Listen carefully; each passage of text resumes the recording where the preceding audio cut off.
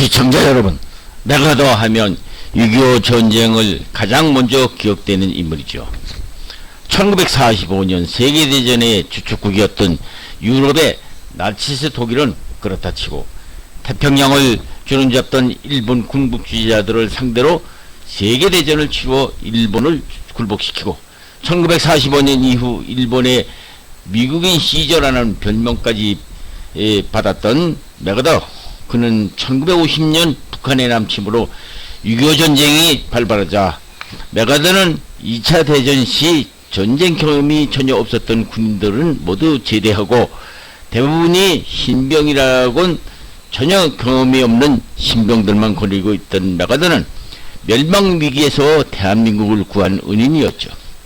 1950년 6월 25일 장비나 전력으로 도저히 북한 인민군들을 막아낼 수 없었던 6.25 전쟁 초기, 그는 1950년 9월 15일 사상 최대 규모의 인천 상륙작전을 단행해서 한반도 동남 한쪽 구석에 몰린 유엔군과 국군의 포위를 극복하고 보급선이 끊기 북한군의 혀를 찌러 단숨에 전세를 뒤집어 온 명장 메가더.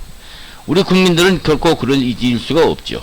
하지만 이 역전의 상승장군 메가더 원수는 1951년 4월 당시 미군의 최고 통수권자인 당시 트루먼 대통령과 당시 중국 공산군의 남침으로 1951년 미국 차기 대통령 선거를 앞두고 더 이상 전쟁 확대를 원치 않고 있었던 트루먼 대통령이 태평양 가운데 있는 웨이크도에서 새로운 중국 침략자들을 어떻게 해야 좋으냐는 문제로 당시 메가더 원수가 중국 공산군을 물리치려면은 중국 본토를 폭격이 있어야 한다고 주장을 했고, 더 이상 확전을 원치 않았던 의견차로 급작스럽게 유엔군 사령관직에서 해임되는 바람에 북한 김일성의 약속으로 온토가 만신창이가 된 대한민국의 통일의 꿈이 좌절되고 만 것이었죠.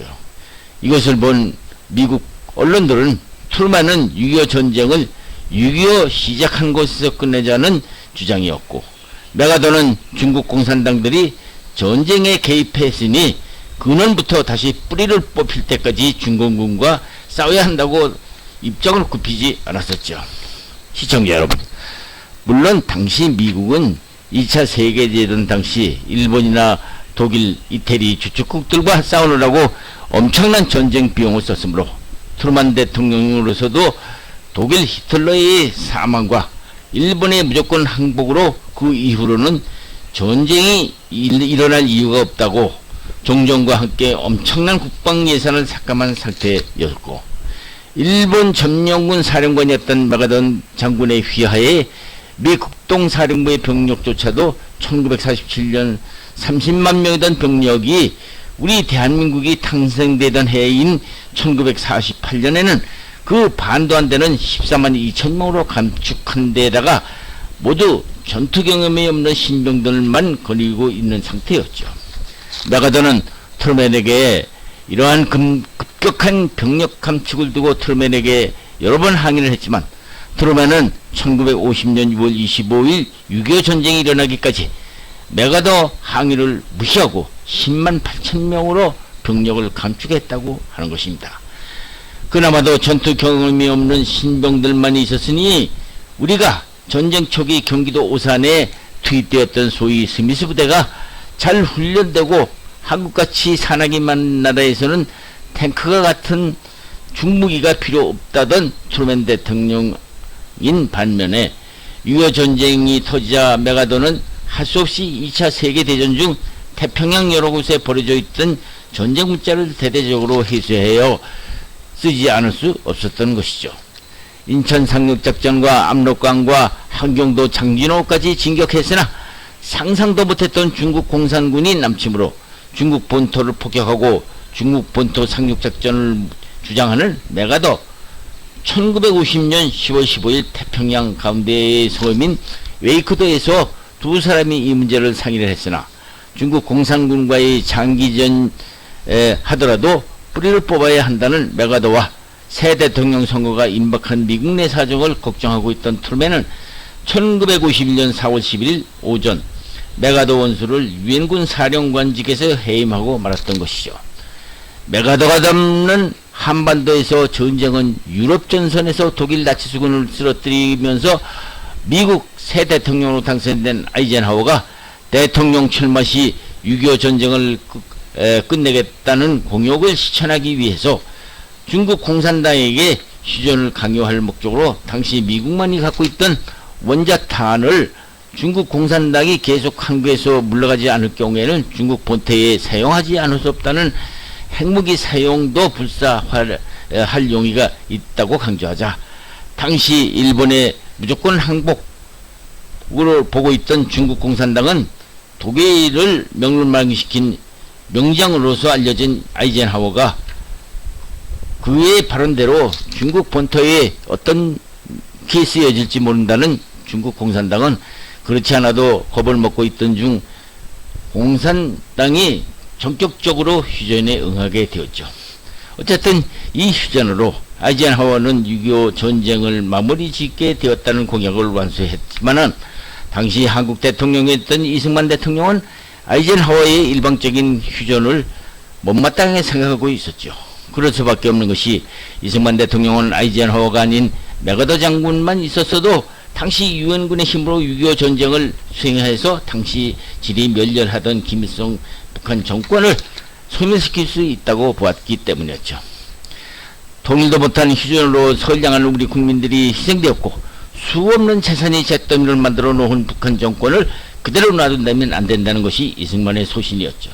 이승만 대통령은 원래 미국에서 독립운동 당시부터 근본적으로 자본주의와 공산주의의 공존은 불가능하다고 하면서 어차피 벌어진 전쟁으로 만신창이가 된 한반도에 1945년 해방과 동시에 1950년 6.25 직전까지 벌어진 국내 공산당들의 행태를 보아서 그들과의 대화와 협상은 이루어질 적이 없다고 하면서 오로지 이 기회에 공산당을 멸망시켜야 한다는 것이 이승만 대통령의 소신이었죠.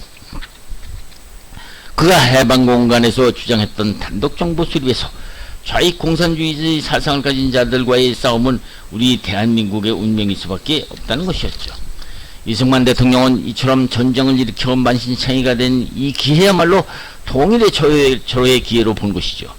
미국이 일방적으로 북한 김일성과 중국 공산당과 휴전을 강행하자 1953년 4월 24일 만약 미국이 통일을 지켜주지 않고 휴전을 강행한다면은 그때까지 한국군이 유엔군에게 맡겼던 작전 지휘권을 유엔군 사령부로부터 철회하고 한국군 단독으로만이라도 북진하겠다고 미국에 공식을 통보하였죠.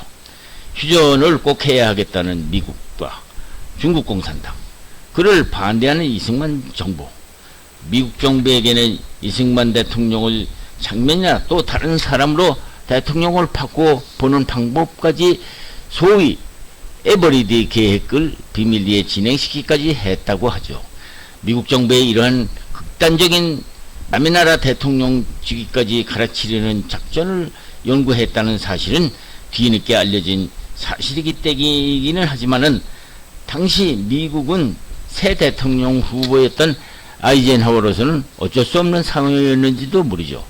결국 미국은 한국 정부가 휴전에 협조한다면은 미국 역사상 유례가 없었던 한미 상호 방위 조약을 체결하겠다는 아이젠하워의 서한이 이승만 대통령에게 전달을 되었지만 이승만 대통령은 이에 만족하지 않고 미국과 중공 간에 진행되고 있던 포로 교환 중 공산당을 싫어하던 방공포로까지 일방적으로 새벽에 석방시키는 휴전을 초강수까지 쓰게 되었죠. 당황한 것은 미국 당국이었지요. 결국 미국은 미국의 핵심 행정관인 국무부 극동 담당 차관보 로버트슨을 이용해서 이승만 대통령에게 보내었는데서 이승만 대통령에게 한미 상호 보호 조약과 한국군을 현대화시켜주고 한국의 전후 경제 발전에 적극 협조하겠다는 약속을 하겠다고 하자 결국 휴전에 이승만 대통령은 설명을 하지 않겠으니 방해는 하지 않겠다는 약속을 이승만 대통령으로부터 받아내고 휴전을 일방적으로 강하게 되었죠. 다음은 이승만 대통령이 휴전 당시 연설 내용을 일부입니다. 한번 경청해 보시기 바랍니다. 한국 정부는 정의와 영구한 평화가 한국에 수립되기를 열망합니다. 우리가 원하는 평화는 정의에 의한 영구적인 것이어야 한다는 것을 잊어서는 안 됩니다. 싸움이 빨리 끝나서 우리 병사들이 집으로 돌아가 가족을 만날 수 있게 되는 것은 누구나 다 원하는 바입니다. 그러나 이러한 평화에 대한 갈망으로 말미암아 우리가 휴전협정은 전쟁을 줄이는 것이 아니라 더 큰 전쟁의 준비 행위이고 더 많은 고난과 파괴를 의미하며 전쟁과 내란에 의한 공산당의 더 많은 침략 행위에 서방이 된다는 확신 때문에 나는 휴전협정의 서명에 반대해 왔습니다.